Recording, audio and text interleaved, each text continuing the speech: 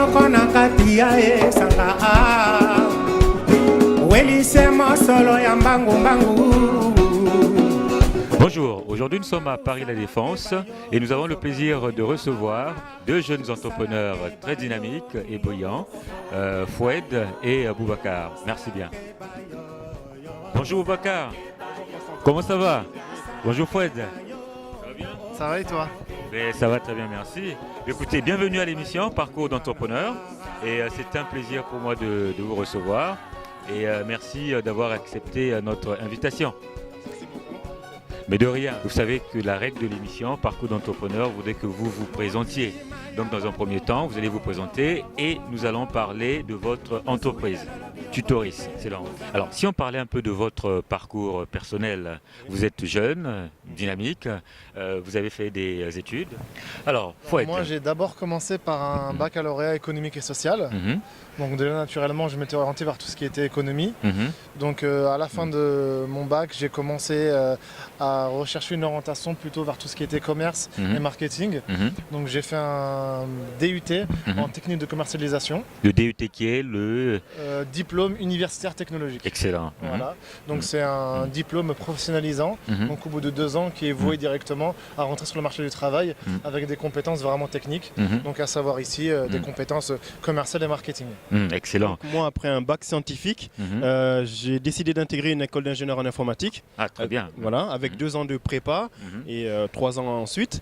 Et donc dès la 3e année, donc je me suis spécialisé moi sur la partie développement logiciel parce que c'est vraiment la partie développement moi qui me passionne plus que le réseau ou d'autres domaines. Je voulais vraiment programmer, faire des sites web, des applications et du coup pour avoir de l'expérience en même temps au niveau entrepreneurial, j'avais décidé d'intégrer la junior entreprise de type formation dans mon école.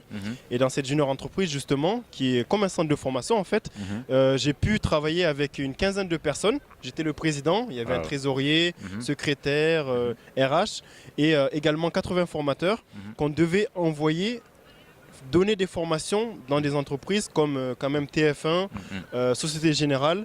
Et durant cette année-là, en même temps que j'étais en cours, je faisais donc cette association. On a fait près de 100 000 euros de chiffre d'affaires. 5 000 euros de chiffre 100 000 euros de chiffre d'affaires. Donc voilà, ça a donné confiance en les capacités entrepreneuriales et aussi managériales, à travailler avec des personnes, à avoir des problématiques de finance, trésorerie, etc. Donc ça s'est très bien passé.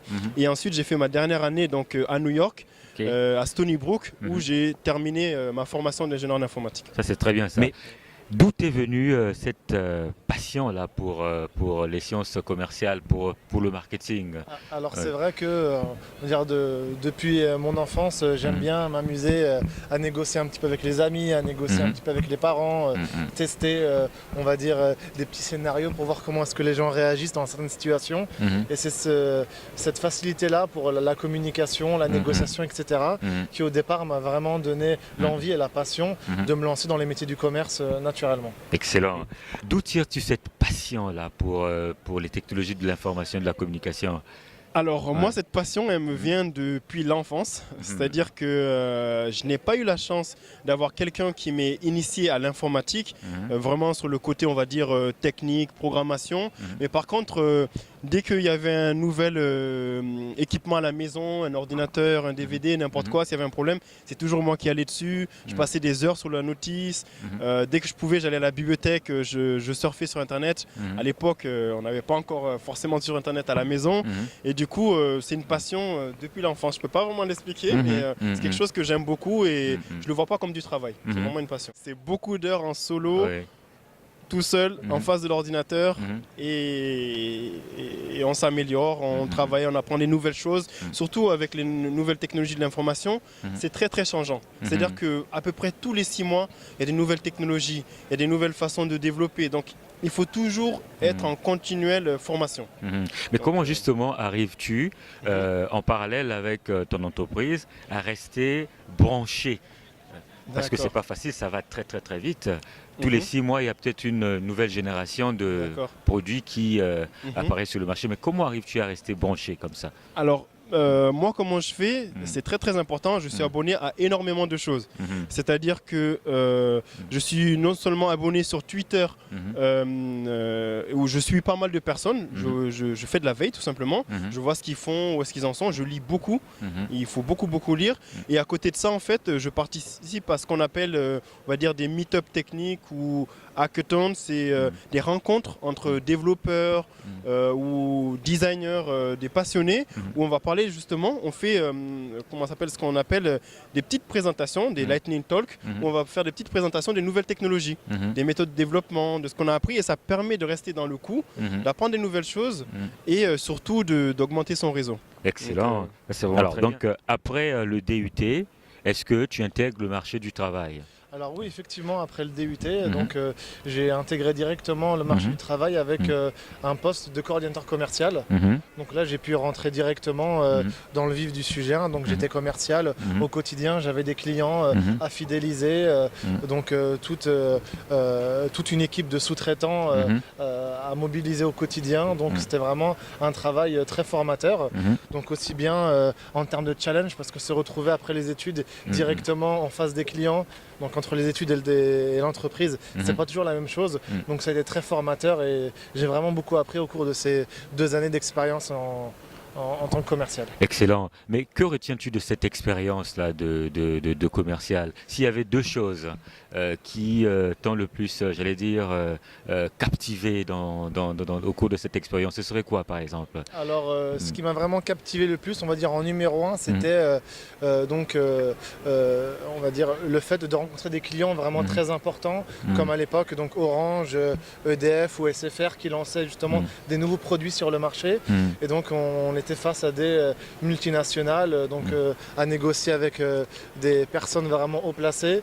Donc vraiment ce goût du challenge, de l'adrénaline au quotidien avec ces grandes personnalités, c'était vraiment très intéressant.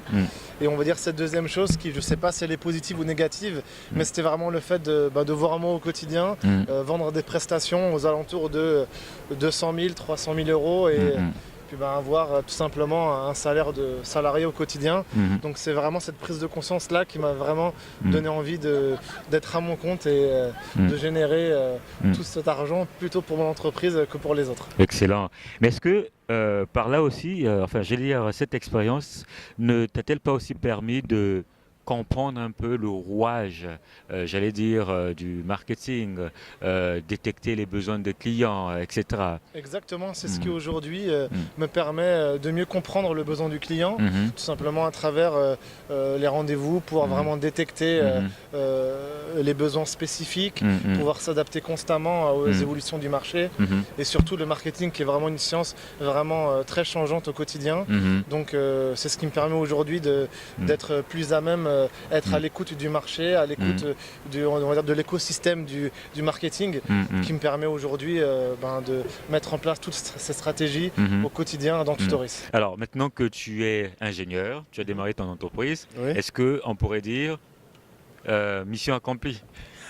Alors, on peut dire mission accomplie concernant le diplôme. Je sais que les parents ont travaillé très dur pour ça, donc ils sont fiers et je suis content de ça. Mais derrière, pour moi, c'était qu'une première étape. C'était vraiment qu'une toute première étape parce que vraiment mon rêve, on va dire, ultime, c'est d'avoir une entreprise, donc ça je l'ai fait créer, mais surtout qui fonctionne et qui marche vraiment au niveau mondial. J'ai vraiment de grandes ambitions avec mon associé au niveau de ce qu'on veut faire au niveau de l'entreprise. On ne veut pas faire une petite entreprise, on veut faire quelque chose qui va servir aux gens et qui va toucher beaucoup de monde. Excellent. Ah, mais tu as vraiment un parcours très intéressant. Vraiment bravo. Merci. Excellent. Alors maintenant que Tutoris a vu le jour, on va le considérer comme étant ton bébé. Exactement. C'est quoi la prochaine étape? Alors la prochaine étape aujourd'hui, tout simplement, c'est donc de faire connaître Tutoris au monde entier. Donc on a mis du temps aujourd'hui à créer le concept Tutoris, à créer le produit. Et maintenant que notre bébé existe, donc maintenant c'est de le faire connaître auprès du monde entier. Donc nous sommes pour l'instant en France, donc le faire connaître d'abord sur le marché français. Et comme notre solution existe en français et en anglais, donc aussi le faire connaître à travers le monde, aussi bien aux États-Unis qu'en Afrique. En Asie ou en Inde, vraiment à travers le monde entier. Excellent. Non, mais tu as un parcours très intéressant.